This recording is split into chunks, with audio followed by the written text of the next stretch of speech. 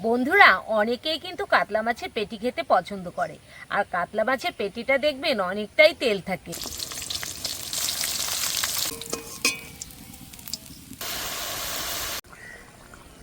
বন্ধুরা, আগের দিনের মানুষরা কিন্তু পেঁয়াজ রসুন ছাড়া জিরে আদা বেটেই মাছ রান্না করতো।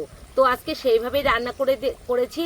আপনারা চাইলে এভাবে ট্রাই করে দেখতে পারেন, খেতে কিন্তু দুর্দান্ত স্বাদের হয়।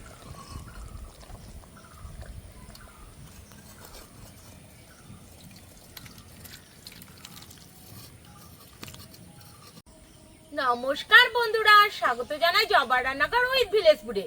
বন্ধুরা, আজকে কাতলা মাছ দিয়ে পাতলা ঝোল বানিয়ে দেখাবো। ভিডিওটি সম্পূর্ণ দেখবেন, ভালো লাগলে লাইক কমেন্ট শেয়ার করে দেবেন, ফলো এবং সাবস্ক্রাইব করতে ভুলবেন না কিন্তু। প্রথমে মশলাগুলো বেটে নেব। প্রথমে দিয়ে দেব জিরে। এবার মশলাগুলো বেটে নেব। আদা জিরে শুকনো লঙ্কা বেটে নিয়েছি, তুলেও নিয়েছি। বন্ধুরা, এখানে আছে কাতলা মাছ। এই দেখুন, কাতলা মাছটা খুব বড় ছিল, 1 কেজি আনা হয়েছিল।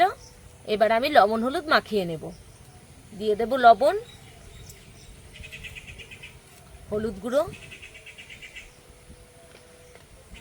উপর দিয়ে দেব সরষের তেল।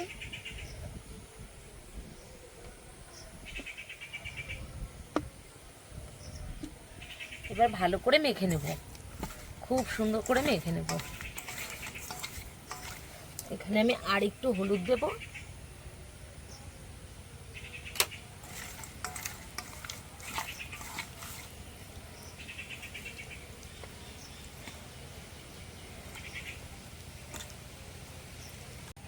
বন্ধুরা, অনেকেই কিন্তু কাতলা মাছের পেটি খেতে পছন্দ করে।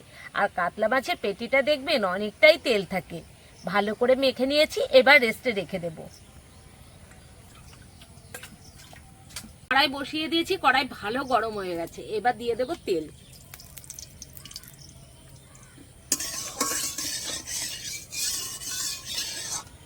এবার দিয়ে দেব মাছ।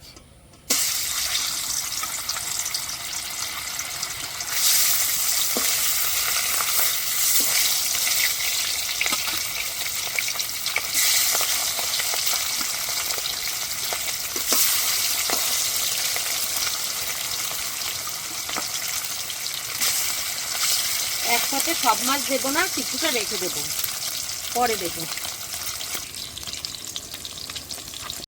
এবার মাছগুলো উল্টে দেব।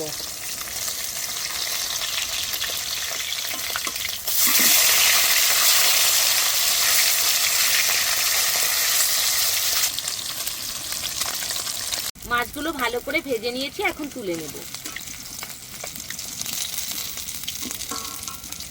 এই দেখুন, ঠিক এরকম করে ভেজে নিয়েছি।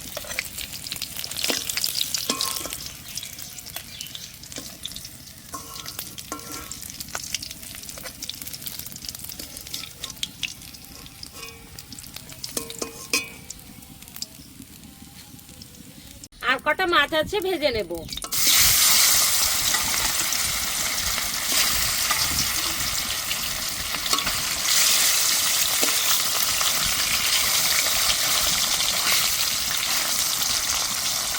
মাছ ভাজা হয়ে গেছে, এখন তুলে নেব।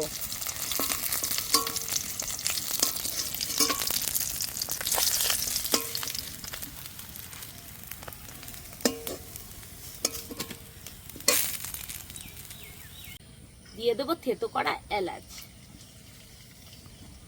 গোটা জিরে। এবার দিয়ে দেবো গোটা শুকনো লঙ্কা, কুচি করা টমেটো, আদা বাটা, জিরে বাটা, শুকনো লঙ্কা বাটা, মশলা ধোয়া জল।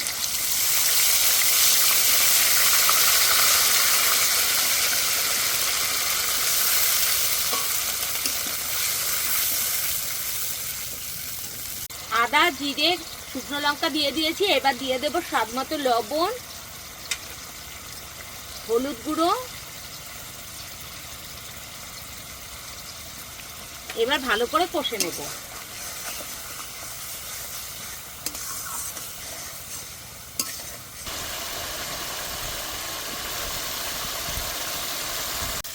মশলা খুব সুন্দর করে কষে নিয়েছি, মশলা থেকে তেলও ছেড়ে দিয়েছে।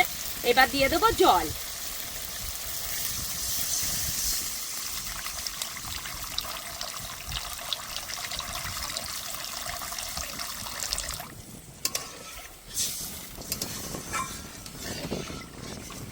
ঝোলটা ভালো করে ফুটে গেছে, এবার আমি মাছগুলো দিয়ে দেব। মাছ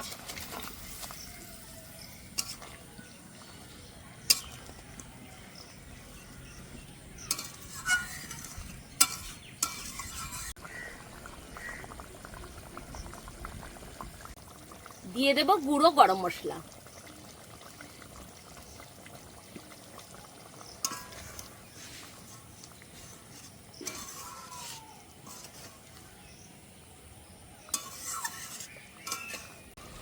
বন্ধুরা, আগের দিনের মানুষরা কিন্তু পেঁয়াজ রসুন ছাড়া জিরে আদা বেটেই মাছ রান্না করত। তো আজকে সেইভাবে রান্না করেছি। আপনারা চাইলে এভাবে ট্রাই করে দেখতে পারেন, খেতে কিন্তু দুর্দান্ত স্বাদের হয়। হয়ে গেছে, এবার নামিয়ে দিচ্ছি।